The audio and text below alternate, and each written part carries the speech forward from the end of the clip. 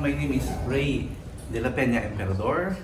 I'm 42 years old and the school is Algonquin College. I'm taking up business marketing.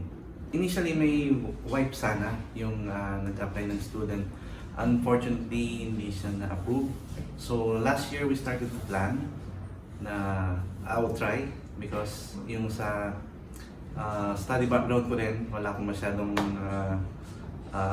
tinapos. So I think this is the great opportunity na to pursue a better career. So ayun, my wife actually find iCanada and first medyo doubtful kasi okay ba sila, gano'n, so nag-background check. And then, grabe ang dami naming napanood ng mga testimony, parang ganito. Actually, nanonood lang ako dati ng ganito. Tapos, legit, grabe, all the way. Yung mga challenges namin, actually yung pag-gather ng documents. Kasi medyo matagal na yung mga records ko. Tapos, one of my worry is actually yung medical. Kasi COVID victim ako last year and I'm worrying na medyo baka magka-problema sa medical, pero I thank God kasi clear naman po yung result. Pag-decide kung anong sa school, kung anong mas maganda, kasi wala kami actually background, so mas maganda po yung may nag-assist talaga sa nakakaalam talaga. So, very recommendable na talaga na may mag-assist sa inyo kasi ibibigay nila lahat ng information, lahat ng question, sasagutin nila. Unlike na sarili lang, hindi kakayanin. Yun nga, nung nagkaroon ng problema yung application ng wife ko, medyo hesitant na kami na mag-approach ng another educational consultancies actually. So, pero sabi ko naman actually na hindi naman pare-parehas yung mga consultancies. And then, I try to search also, no, I go to the offices para mag-inquire. Pero yun nga, aside from yung high cost, hindi pa sila masyadong friendly. Hindi katulad ng iCanada na very approachable sila and they will provide all the details that you need. Actually, una pa lang nung nagkinontak ako, may kumontak sa akin na from iCanada, which is hindi ko pa nakita yung office nila kung legit ba.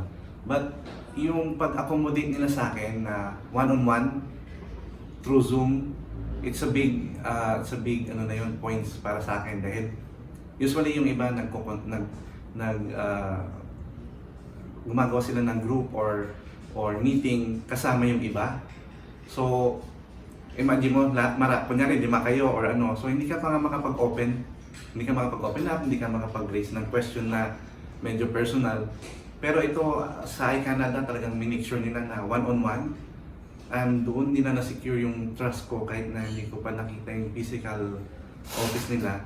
Yung time na binigay yung kausap ko talagang one-on-one, you can open up. So, yun malaking points po yun na nakapag-decide kami. Yeah. Ang experience ko, no, after na sabi ni Sir Lucky, ilalodge na natin. So, nung sinabi niya ilalodge na natin, sabi ko sa sarili ko, okay, go na natin. Kasi confident ako. Actually, nung pag-assist pa lang sa akin, very organized sila. Very organized ang iCanada. Ultimo yung pag-label pa lang ng mga documents, doon ko na-feel na talagang sinisecure nila yung standard nila. So, yun pa lang yung pag-organize, tapos pag-check nila ng documents ko, doon ko na-feel na hindi ka nila pababayaan, hindi ka nila ipapasubo na lang na basta-basta. Kaya, nung sinabing lalodge, I feel confident and sinasamahan ko na lang din ng dasal. So yun, last year pa lang kami nag-iisip, nagpa-plan na I will go. So, yun, nakita ng wife ko yung iCanada and then they set a meeting one-on-one, which is give me a lot of points, no, na yung trust ko na build dahil sa pagbibigay nilang time. And then after that, they asked me to actually they give me some documents to check which courses, and they helped me actually na kung ano yung babagay sa work experience ko. At binigyan nila ako ng mga suggestion, at doon kami nakapag-decide sa mga school na binigay at mga courses. So after nung nag-decide kami ng school saka yung courses na kukunin ko, doon na nila pinacomplete yung mga, actually before pa dan, pinapa-complete na. So imagine mo, in-advance na nila. So in-advance na nila to collect all my documents. And after that, they give me instruction. They give me instruction, grabe, up to date, na ito gawin mo, ito gawin mo. So, grabe yung alaga nila na hindi ka papabayaan from start hanggang sa finish. So, nung nag-gather ko na yung documents ko, gumawa sila ng group sa WhatsApp na ito yung mga kailangan na prepare. Tapos, nag-upfront na medical na kami, na ako. And then, nung submit na ng documents, sabi, chinek nila lahat ng mga documents na pinasa.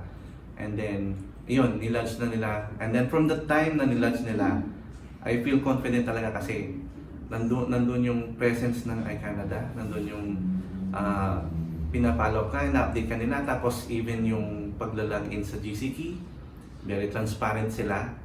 And then, after waiting for, I think almost 2 months, medyo natagalan sa result ng medical, nandun po na-receive po namin yung sweet approval. So actually, nung day na nag-message si Sir Lucky about the result, nandun ako sa may kusina.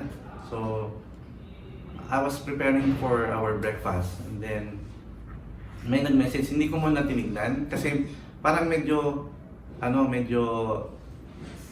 sabi ko, naman pa-weekend na, palong weekend na siya na kasi hindi ko muna siya tinignan, nag-message, tapos dalawang beses na parang may nag-send ulit na parang picture. Sabi ko, so I'm worried kasi picture, may screenshot to, sabi ko, tapos si Sir Lucky.